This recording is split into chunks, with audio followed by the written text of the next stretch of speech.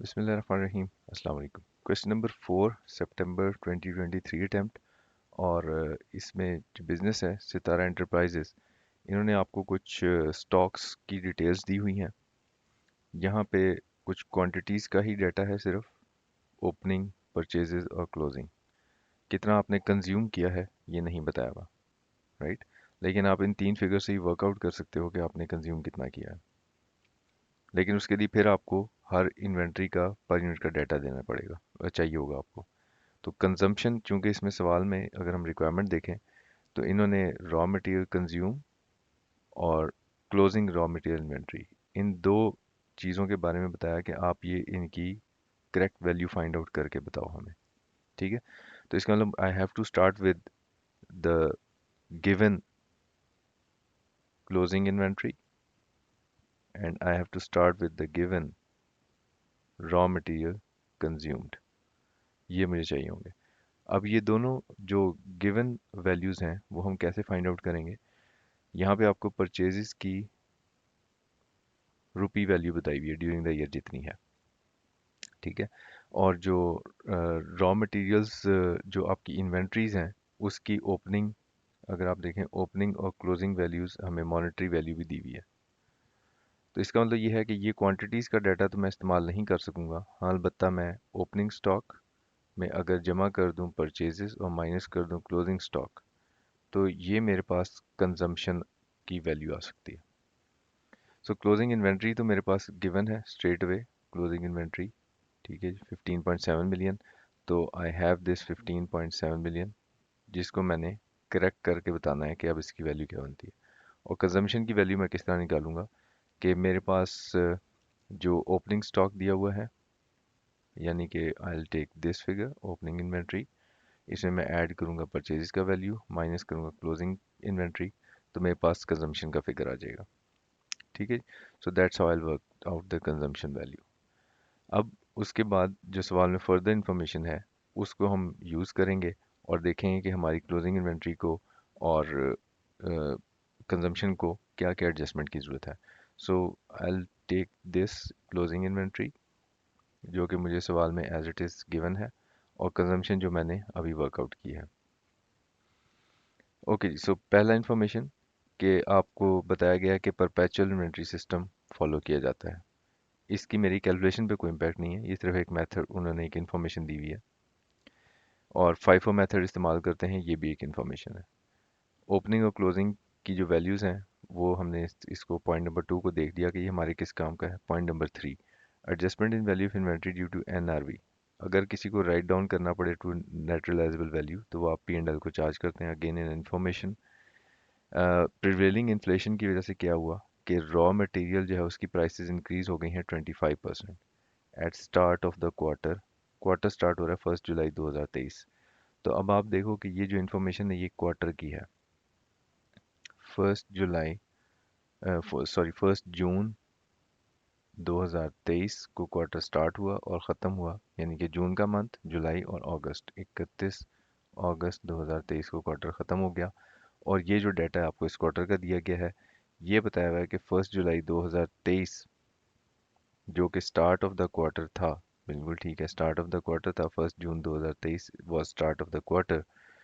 इस पे क्या हुआ कि रॉ मटेरियल की प्राइसेस को 25% इंक्रीज कर दिया गया। इसका मतलब ये है कि ये जितनी भी परचेज प्राइसेस आपको बताई गई हैं ये इस क्वार्टर की प्राइसेस हैं। और अगर इस क्वार्टर से पीछे हम देखेंगे तो वो प्राइसेस ये नहीं होंगी बल्कि कम होंगी। तो 25% इंक्रीज होने के बाद ये 125 हो चुकी हैं और पीछे प्राइसेस 100 होंगी। ये एक्चुअली इस इंफॉर्मेशन का इम्पैक्ट ये है कि इस क्वार्टर से पहले मेरी प्राइसेस जो है वो 100 थी, अब उसको 25% से इंक्रीज कर दिया गया है। ठीक है, तो अब वो 125 हो गई।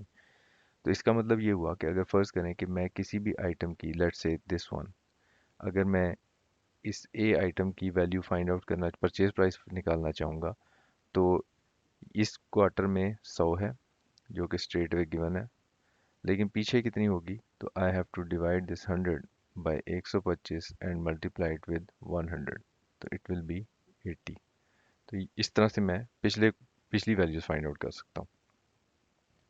ना पिछली वैल्यूज मैं क्यों फाइंड आउट करना चाहूँगा? वो इसलिए फाइंड आउट करना चाहूँगा कि एक आधी एडजस्टमेंट में मुझे उसकी ज़रूरत पड़ेगी, कि मुझे पता हो कि पिछली वैल्यू कितनी थी। सो वो जहाँ ज़रूरत पड़ेगी फिर हम उसके ऊपर मज़ीद बात कर लेंगे। Review of the records has revealed following: issuances of raw material A has erroneously been recorded on LIFO method instead of FIFO. आप फॉलो करते थे फाइफो मेथड, लेकिन आपने ए के केस में लाइफो मेथड यूज़ कर लिया। लाइफो मेथड का इम्पैक्ट क्या हुआ?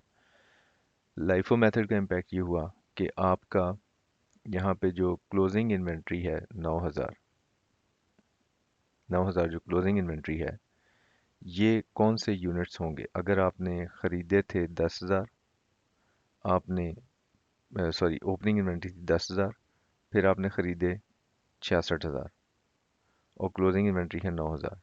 तो इसका मतलब अब अगर आप कैलकुलेटर निकालें तो आपको ये पता चलेगा कि आपने 10,000 में मैं प्लस कर रहा हूँ 66,000, इसमें से मैं माइनस कर देता हूँ 9,000, तो मुझे ये पता चला कि मैंने 67,000 कंज्यूम किया है।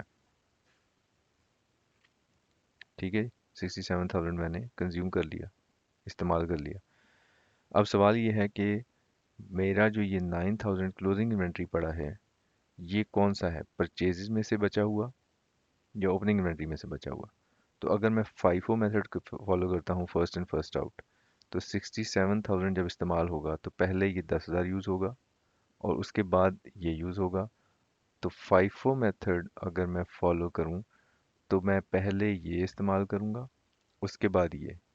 इससे नतीजा ये निकला कि क्लोजिंग इन्वेंट्री जो होगी वो कौन सी होगी? जो ड्यूरिंग द ईयर परचेज की गई है, राइट? तो ड्यूरिंग द ईयर जो परचेज की गई है उसकी वैल्यू 100 है। ठीक है, तो इसका मतलब जो 9,000 है उसकी वैल्यू एक्चुअली ये बनती है। ये है फाइफो मेथड से वैल्यू, लेकिन आपने फॉलो किया लाइफो। लाइफो अगर फॉलो किया तो इसका मतलब क्या हुआ? Last in first out. Last in first out का मतलब ये कि 67,000 जो आपने कंज्यूम किया वो सारे का सारा 66,000 पहले आपने परचेजेस में से कंज्यूम कर लिया।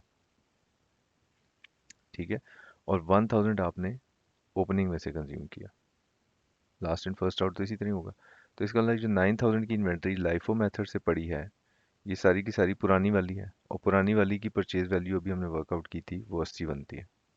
ठीक है, तो इसका मतलब ये हुआ कि अगर मैं इसका डिफरेंस निकालूं तो इट विल मल्टीप्लाई करूं 9,000 को 8 से, तो ये 7,20,000 बनता है। और अगर हम इनका डिफरेंस निकालें तो ये कितना बनेगा? 1,80,000। तो 1,80,000 से आपने क्लोजिंग स्टॉक कम लिखा हुआ है, तो what you will do is 1,80,000 से क्लोजिंग स्टॉक बढ़ा दें, राइट? इन्वेंट्री में ऐड कर दें। और जाहिर सी बात है यही गलती आपने कंजम्पशन में भी की है। कंजम्पशन में उतनी ही वैल्यू से आप अपनी करेक्शन कर लेंगे कि कंजम्पशन उतनी वैल्यू से कम हो जाएगी, क्योंकि जाहिर सी बात है आप कंजम्पशन जो है आपको रिकॉर्ड करनी पड़ेगी 80 वाले वैल्यू से। अच्छा जी, next is issuance of 2000 kg of raw material B was erroneously recorded as issuance of 3000 kilogram of C। ये क्या किया आपने? आपने किया ये कि को B का यूजेज जो था, issuance of 2000 kilogram of B erroneously recorded as, लेकिन आपने गलती से क्या कर दिया? C का यूजेज 3000 केजी ये रिकॉर्ड कर दिया। अब 3000 केजी का रेट क्या होगा? अगर आप सी को देखें तो इट इज़ 70। ठीक है जी, और अगर आप बी को देखें तो उसकी जो वैल्यू है वो कितनी है? 80, राइट? तो अब इसका मतलब ये है कि जो एक्चुअली आपको करना चाहिए था कंजम्पशन, वो रिकॉर्ड करना चाहिए था 1,60,000 का। ठीक हो गया जी, लेकिन आपने क्या किया? आपने कंजम्पशन रिकॉर्ड कर दिया, अगर मैं इसको मल्टीप्लाई करूँ 2,10,000 का, राइट? तो अब इसको आप करेक्ट कर लें, 2,10,000 को कंजम्पशन को रिवर्स करें, इन्वेंट्री में ऐड करें, और जो एक्चुअल आपका यूजेज है 1,60,000 वो कंजम्पशन में डालें और इन्वेंट्री में से माइनस कर दें। अच्छा जी, next information is physical stock check. आपने जाके स्टोर में चेक किया कि जी आइटम एक्चुअली कितने पड़े हैं, तो पता चला कि 800 kilogram of raw material D इसका शॉर्टेज है। तो कोई मसला नहीं है। डी जो आइटम है उस वो 50 रुपए का के हिसाब से आप क्या करें, उसका शॉर्टेज अपने पास 800 किलोग्राम्स का शॉर्टेज रिकॉर्ड कर लें। इसको कंजम्पशन में नहीं डालेंगे, ये तो लॉस ही है क्योंकि शॉर्टेज हो गई है। वो फिर देखना पड़ेगा नॉर्मल लॉस एबनॉर्मल लॉस किधर जाएगा, लेकिन बहरहाल इन्वेंट्री क्लोजिंग इन्वेंट्री से निकल जाएगा और रॉ मटेरियल कंज्यूम में नहीं डालेंगे क्योंकि शॉर्टेज है। नेक्स्ट जो आइटम है that is 500 units of raw material ई जो कि एक्सेस में पड़े हैं। 500 यूनिट्स एक्सेस में पड़े हैं। तो अब आप इस 500 यूनिट एक्सेस को क्या करेंगे? 500 यूनिट एक्सेस की तफसील देखेंगे तो इन्वेस्टिगेट किया गया तो पता चला कि 200 यूनिट ऐसा है कि जो गलती से डिलीवर्ड बाय द सप्लायर है। ठीक है। तो अब आपके पास अगर 200 यूनिट ऐसा पड़ा जो गलती से डिलीवर हुआ है तो ज़ाहिर है आप वापस ही करोगे ना। तो इस 200 के लिए तो मुझे कोई भी करेक्शन करने की ज़रूरत नहीं है, राइट? क्योंकि एक्सेस नज़र आ रहा है फिजिकली पड़ा हुआ, इसका मतलब इन्वेंट्री में तो नहीं गया। इन्वेंट्री में नहीं गया तो अच्छी बात है, नहीं गया क्योंकि 200 तो आपका है ही नहीं, वापस करोगे। लेकिन जो बाकी है 300 यूनिट, उसके बारे में क्या है कि वो आपने रिकॉर्ड नहीं किया क्योंकि वो क्लोज ऑफ आखिरी दिन मिला था। तो उसको रिकॉर्ड कर लें आप क्लोजिंग इन्वेंट्री में, ठीक है। सो 300 के हिसाब से आप रिकॉर्ड कर लें वो यूनिट्स जो एक्चुअली आपको पास रिकॉर्ड नहीं हुए हुए, तो क्लोजिंग इन्वेंट्री में डाल दें। कंजम्पशन पे इसका कोई इम्पैक्ट नहीं है। Next is 400 units of raw material F जो कि डैमेज हो गए। अब एफ एक रॉ मटेरियल है जो कि डैमेज फॉर्म में आपके पास पड़ा है। कितने यूनिट्स हैं जो डैमेज फॉर्म में पड़े हैं? ये 400 यूनिट्स हैं। ये 400 यूनिट डैमेज पड़े हैं। अब इनके साथ क्या किया जा सकता है? इनके साथ किया ये जा सकता है कि 300 की रिपेयर कॉस्ट इनकर कर दी जाए। एक तरीका यह है कि इसके ऊपर 3000 की रिपेयर कॉस्ट इनकर कर दी जाए, तो ये ठीक हो जाएगा। और दूसरा रास्ता भी अवेलेबल है। दूसरा रास्ता क्या अवेलेबल है कि आप इसको जैसे पड़ा है वैसे ही 8000 का बेच दें। दूसरा रास्ता ये है कि 8000 में इसको बेच दो, सेल कर दो। तो अभी ये पैसा कितना लेकर आएगा, कितने पैसे लेकर आएगा? 8000। लेकिन ये जो यूनिट है अगर मैं इसको रिपेयर करता हूँ फिर ये कितनी वैल्यू का हो जाता है? एफ जो है ये 30 का है ना। तो इसका मतलब ये है कि अगर मैं इसको रिपेयर कर लूँ ठीक हो जाएगा ना। तो इसका मतलब ये ही यूनिट मेरे पास कितने के हो जाएंगे? 12,000 के। लेकिन मैं कितनी खर्चा कर लूँ इसके ऊपर? अगर मैं 3000 का खर्च कर दूँ तो इसका मतलब यहाँ पे मैं 8000 ले रहा हूँ, यहाँ पे 9000। तो ज़्यादा बेहतर मेरे लिए रास्ता क्या है कि मैं इस रास्ते पे चला जाऊँ क्योंकि यहाँ मुझे फ़ायदा ज़्यादा है। ठीक है। तो अगर मुझे यहाँ पे फ़ायदा ज़्यादा है तो इसका मतलब मैं ये वाला रास्ता अडॉप्ट करूँगा। तो इसका मतलब क्या है कि मेरे क्लोजिंग स्टॉक की जो वैल्यू है वो अभी कितनी गिरी हुई है? 3000 रुपये से गिरी हुई है। ठीक है। क्योंकि मुझे उसके ऊपर वो कॉस्ट इनकर करनी पड़ेगी तो मैं इन्वेंट्री को 3000 से रिड्यूस कर दूंगा। Okay, so this is it. Adjustments करने के बाद आप इसके टोटल बना लेंगे तो आपको कंजम्पशन की और क्लोजिंग इन्वेंट्री की करेक्ट वैल्यू मिल जाएगी। इसमें अब अगर आपका कोई कन्फ्यूजन होगा तो हम उसके ऊपर डिस्कशन करेंगे। Thank you very much, take care.